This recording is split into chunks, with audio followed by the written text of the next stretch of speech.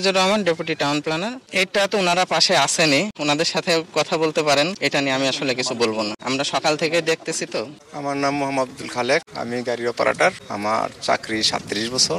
আজকে হয়েছিল, আমরা তো মনে করেন ছোটখাটো চাকরি ফাকরি করি। এখানে আমাদের স্যারের আসছেন, ম্যাজিস্ট্রেট আসছেন, এটিভি সাহেব আসছেন, সাংবাদিক সবাই আসছেন। আসার পরে আমার উচ্ছেদ করার একটা সাইনবোর্ড আর বাউন্ডারিটা ফালাবে। তখন আমি ওই যে একটা বাউন্ডারি ধাক্কা দিতে গেছি, ধাক্কা যাওয়ার সাথে সাথেই মনে করেন চতুর্দিক দিয়ে লোকজন এসে আমার অ্যাটাক করছে।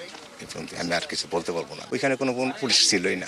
আমি যেখানে কাজ করছি ওইখানে কোনো পুলিশের কোনো ভূমিকা ছিল এরপরে কিছু বলতে চান? না, ঠিক আছে, আমরা কাজ করছি কিনা ভিডিও দেখেন। আপনাদের যদি মনে হয় পুলিশ হেল্প করে নাই, আপনারা বলবেন, সেটা সমস্যা নাই। কিন্তু আমরা এখানে আসছি, আপনারা কি মনে হয় আপনারা পর্যাপ্ত হেল্প করছেন আমাদের? তাহলে কি আমরা ইট খেতাম? অবশ্যই করব। এটা ছাত্রলীগ সভাপতি সোহাগ আছে না?